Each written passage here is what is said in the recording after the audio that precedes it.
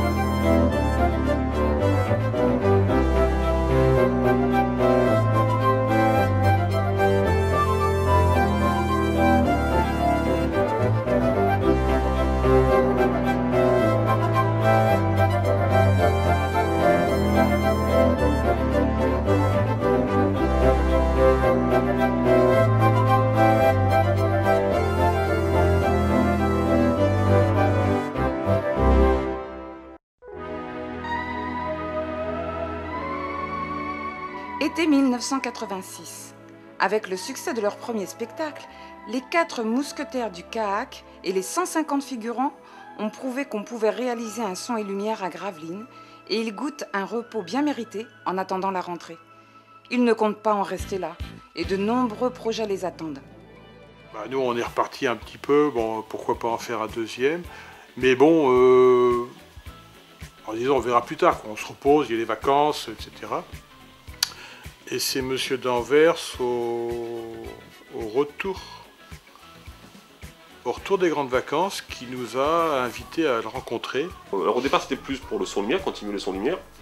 Et puis très rapidement, en cherchant le nom de l'association, au début on pensait l'appeler Centre Action Culturelle, parce qu'on voulait aussi, par ce biais-là, travailler aussi sur le développement de la culture au niveau de Gravelines et proposer aussi d'autres actions que le son lumière. C'est vers le 15 ou le 20 octobre, où là on a une réunion en mairie, et où les statuts ont été pondus, et où j'ai été nommé, élu président provisoire.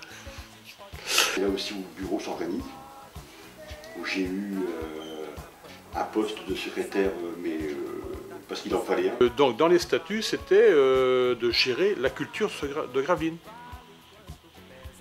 Bon. On a fait venir des artistes, on a essayé de travailler un petit peu autour de la musique, autour de la gravure, de la peinture. Donc on a créé d'autres actions aussi culturelles. Et un de nos bébés, bon, on a fait venir, c'était notre premier spectacle, donc c'était en 87, le Golden Gate Quartet, qu'on a fait venir. On a fait venir par exemple le jeune orchestre symphonique de Douai, et là pour les scolaires c'était super parce qu'il y avait en face d'eux des musiciens professionnels qui étaient quasiment du même âge qu'eux. Donc ça c'était très très fort, très intéressant. On faisait venir des groupes rock, on travaillait beaucoup avec l'école de musique de Douai. Je me souviens des projets aussi qui sont encore dans les cartons. Des grands spectacles qu'on pensait pouvoir monter à Sportica ou des choses comme ça. C'est encore dans les cartons. En fait, M. d'Anvers avait eu envie qu'il y ait une gestion de la culture, mais je dirais bêtement, il n'y avait que lui qui voulait le faire. Bon, comme ça, on va On va clore le débat là-dessus. Donc on a continué cette vie associative à travers différents montages d'actions culturelles, de spectacles, pour pouvoir toujours continuer à exister et en parallèle, on continue déjà à travailler sur le deuxième spectacle sans lumière qui a eu lieu donc en 1989. On était sur le bicentenaire de la Révolution. Donc là, on a tout s'est axé sur la Révolution, les personnages de la Révolution, donc Robespierre, Danton, enfin Marat, la prise de la Bastille, forcément. Oui, j'ai participé en tant que figurante. Et en plus, j'étais villageoise, donc pour moi le costume m'importait peu, mais c'était bien pratique parce que j'étais dans beaucoup de scènes. Du début à la fin, donc ce qui m'a permis d'être dans beaucoup de scènes, contrairement à ceux qui portaient une robe de noble, plus noble. 89, alors 89 c'était c'est une écriture que j'ai vachement aimée. C'était lourd parce que c'était très historique. Vauban dans un recueil politique écrit en 1706. La politique qui ne se donne aucun soin de ménager l'amitié des peuples et qui, loin de là, les vexe tous les jours de plus en plus par de nouveaux impôts, jusqu'à leur ôter le pain et tous les moyens de subsister, est injuste et ne vaut rien. Mais c'était encore long quand je regarde les textes, ils faisaient, on avait des copies de 40 à 50 pages. Aujourd'hui, le texte il tient sur une vingtaine de pages. Il y avait des grandes longueurs, des grandes tirades, que l'on continue à essayer de braver, de couper les mardis, parce qu'on sait pertinemment que ça plaît pas trop aux gens. Mais alors, une envolée sur la République, alors là, ah ouais. La fin de la royauté, la mort du roi, et puis après ce démarrage sur les nouvelles idées, là, c'était... Mais bon, c'est assez lourd, quoi, à mettre en place. C'est plus difficile de travailler sur une seule époque que d'étendre dans le temps ou trouver des tableaux qui soient, même pour les gens, quoi. Et donc 89, on est passé, on a doublé, je crois, le nombre de figurants et on a doublé le nombre de spectateurs. Donc ça a monté en puissance. Il fallait du monde, hein. De toute façon, le terrain était immense. Terrain immense, un son et lumière quand même assez grandiose avec le bicentenaire. En plus de ça, évidemment, on s'en est rajouté un peu puisqu'on s'est dit il y a le bicentenaire de la Révolution. Alors un son et lumière, ça suffit pas. Il faut aussi, on a fait justement, c'est là l'Arsenal, des expositions représentant des scènes de la Révolution. Entre le son et lumière de 86 et 89, ça y est, on est passé... 89 a été le démarrage vraiment du grand son et lumière, quoi. Très rapidement, on s'est retrouvé en fait pour le deuxième son lumière, une équipe de 8 à peu près, sur l'équipe organisatrice, plus d'autres personnes qui n'étaient pas vraiment dans le bureau, mais qui gravitaient quand même autour et qui très rapidement ont participé activement à ce spectacle. Et donc il y a eu à l'époque, de mémoire, je ne sais plus dans quelle heure d'arrivée, hein, mais il y a eu Jean-François Lotte et son épouse, il y a eu Bacco qui a très rapidement travaillé sur tout ce qui était accessoires. L'association, en fait, c'est plutôt l'association qui est venue me chercher. Ça s'est passé en février-mars 89. J'étais à l'école Centre de formation professionnelle Paul Machy à l'EFPA à Petit-Fort. Alors ma première démarche est de faire appel au niveau des associations qui possèdent éventuellement des associations, des écoles ou pour avec des professionnels, il peut y en avoir. Nous fournirions la matière première, les bases de réalisation, c'est-à-dire les plans ou les esquisses, et nous demandons à certains d'entre vous s'il serait possible de pouvoir réaliser ces décors. Et on prend contact avec la direction Paul Machy, qui dit ok, ça va aller. Et donc rendez-vous avec 2 personnes, M. Doyennet qui s'occupait de l'atelier bois, et puis un M. Bakowski, il s'occupait de l'atelier fer. Jean-François Lotte est venu avec quelques plans succincts dessinés à la main, où figuraient notamment beaucoup d'épées, d'armes du Moyen-Âge, et il nous a demandé également si nous étions capables de fabriquer des canons et des fusils pour la période de Napoléon. Et à partir de là, j'ai sollicité mon collègue de l'atelier à côté, menuisier, et ensemble nous avons réalisé les premiers canons, 4 en tout, 120 fusils. Je ne compte plus le nombre d'armes de paysans, mais il y en avait un paquet. Nous avons mis 3 mois à réaliser toutes ces pièces Et bon, ce sont les premières armes que nous avons fabriquées. Il y avait des ateliers qui sortaient des affûts, des fusils en série. Il y en avait qui devaient tirer avec des métalliques qui étaient préparés. Après, il y avait tout un tas de systèmes avec des tubes en plastique qui donnaient la pression du canon. Enfin, c'était vraiment quelque chose d'assez extraordinaire qui germait dans la tête de ces deux personnages. Donc j'étais jeune, j'étais beau, j'étais fou. Et je faisais de la musique avec un groupe de copains qui étaient du même lycée que moi, donc qui étaient de Gravelines. Ça c'est un hasard aussi, c'est moi qui l'ai amené parce que j'organisais des spectacles, des concerts dans le sein de mon travail au centre culturel, et puis donc lui était musicien dans un groupe. Je composais des chansons, grosso modo, et puis on cherchait à faire des concerts.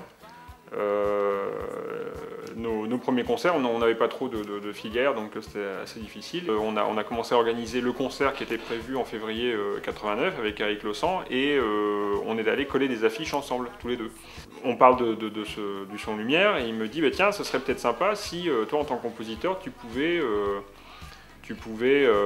voir pour composer une musique sur le spectacle. Et autant dire que ça a été la panique à bord. J'ai pas voulu refuser. Parce que c'était quand même un challenge intéressant, c'était un défi intéressant, mais bon, j'avais 17 ans, je n'avais jamais rien composé d'autre que mes petites musiques, mes petites chansons de pop, mon petit groupe de rock, on va dire.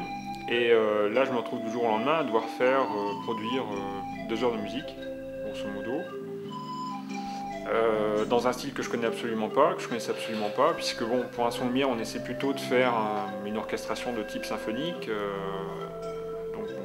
Je me suis débrouillé, mais j'ai fait des morceaux qui étaient plutôt de la pop, encore une fois, j'en ai pas fait beaucoup, j'ai dû en faire 3 je crois sur ce spectacle-là, 3 morceaux qui sont revenus en boucle en fait pendant les 2 heures de spectacle. Et puis très rapidement aussi au niveau aide extérieure, au niveau financier, on a été aussi de plus en plus suivi aussi par des sponsors. Ça c'était intéressant aussi. Intéressant parce que ça venait du beurre dans les épinards, on avait besoin quand même de pas mal d'argent. Et c'était une crédibilité supplémentaire aussi parce qu'il y avait quand même des grands noms dans le domaine industriel, dans le domaine de toutes les entreprises qui se trouvaient autour de Gravelines, petites, moyennes et grandes entreprises, en fait nous ont suivi dans le projet qui a permis d'avoir un budget beaucoup plus important et de monter encore en puissance par rapport à ce spectacle. On a changé de lieu aussi, on est passé de 2006, enfin on est passé de 86 sur la place, vu quelques ennuis qu'on avait eu avec la circulation, la population, les services municipaux, tout peigne pas quand même, tout n'est pas eau de rose tout le temps. Bon, on s'est aperçu qu'on embêtait pas le mal de monde. Une volonté de faire un spectacle important, c'était donc le bicentenaire de la Révolution qui arrivait, et en même temps avoir les moyens de le faire, donc la municipalité à l'époque de Anvers a Patrice sans doute au groupe, il faut y aller, oui mais donc où?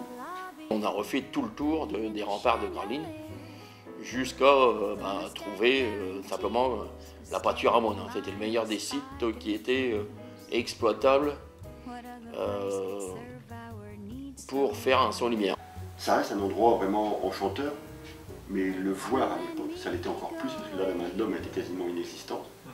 Hormis peut-être les Belges qui avaient fait les tranchées par-ci par-là, et un petit bunker par-ci par-là aussi. Le reste c'était des talus, et puis un gazon rasé par les moutons, qui étaient les moutons de M. Monin à l'époque. C'était super bien, il y avait de l'étendue, il y avait des arbres, le spectacle pouvait se dérouler, mais la pâture n'appartenait pas à la ville. Là où il y a les gradins, c'était une décharge. Enfin bref, il y avait tas de problèmes, il n'y avait pas d'alimentation électrique, il y avait pas... Et encore une fois, quand on en a parlé au maire et aux élus, ça n'a pas paru être une idée saugrenue. Et bien ce talus-là se transforme en gradin, et en quelques coups de pelleteuse, le terrain s'est transformé en scène du son lumière. On va y incorporer une zone de gradins.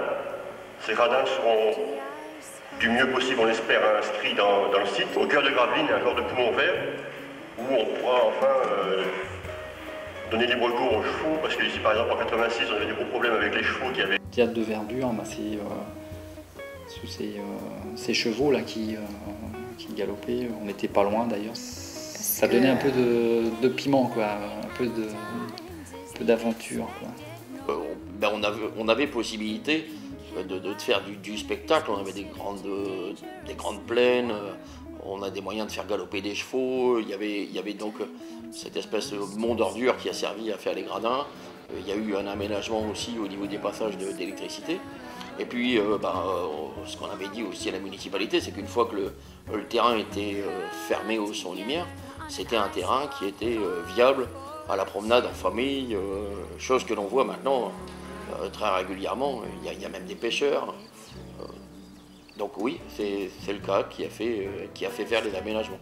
Donc on a commencé à travailler sur ce terrain qui était vraiment un lieu super pour ce genre de spectacle, parce que la configuration du terrain nous permettait de faire plein de scènes différentes et d'avoir vraiment un espace idéal pour ce genre de spectacle.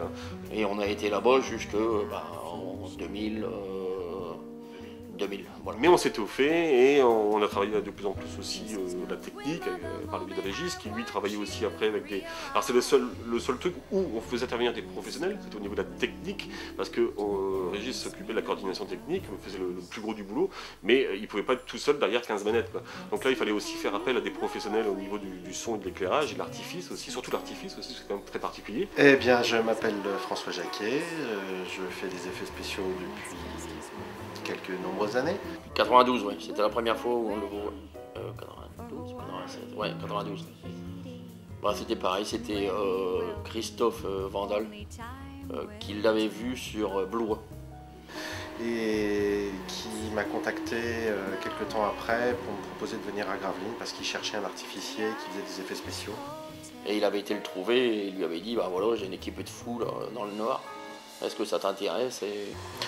Je faisais des explosions, du feu et de la fumée sur différentes scènes, notamment les guerres napoléoniennes, je me souviens de ça. Et le départ des Terre-Neuve où on avait des voiles qui se gonflaient, on envoyait du brouillard là-dessus. Il y a quelques scènes qui étaient très sympas, c'était d'excellents souvenirs. On s'était dit, ça va peut-être paraître un peu bizarre, mais Napoléon s'attaque au public. Donc la charge napoléonienne, c'est les gens serrés, marche au pas, tambour devant, et quand il y en a un qui se prend une balle, il tombe, et hop, les rangs se reforment, et ainsi de suite, jusqu'à temps qu'on arrive jusqu'à l'ennemi, et qu'on détruise l'ennemi. Donc on avait fait une, deux, trois, ouais c'était trois escouades qui partaient de Haut-Jardin, une qui partait du plateau aux Fresnes, pour ceux qui voient le lieu, et une qui partait du Chilvite. Donc le Chilvite, c'est le cours d'eau qui se trouve complètement à droite et qui venait longer Et à l'intérieur, sans oublier que qui dit Napoléon, dit charge napoléonienne, les hussards à cheval. Et là, on avait donc une charge de cavalerie, une qui montait complètement à la butte et une qui tournait vers la gauche du public en bas d'eau. Donc c'était magnifique quand les chevaux arrivaient en haut. Les gens croyaient qu'ils allaient se les prendre en pleine figure, quoi. Et là, ils tournaient à toute vitesse de la même manière. Et puis derrière, donc il y avait les fantassins. Et à l'intérieur, donc là, c'est le coup, il y avait des explosions de rouleaux, des explosions sur le bord du public, des explosions. Enfin, il y avait le feu partout, les gens, l'armée qui mourait, les gens qui s'écroulaient au sol. Enfin bref, donc ça finissait, et puis avec un texte magnifique. Écrit par Patrice avec des comédiens qui l'avaient joué magnifiquement, qui avaient ressenti complètement ce passage-là, et où on finit, où il y a un éclairage glauque, il reste quoi qu'un drapeau debout et tout le restant, ce sont des gens qui sont écroulés au sol, en train de gémir, et la fumée.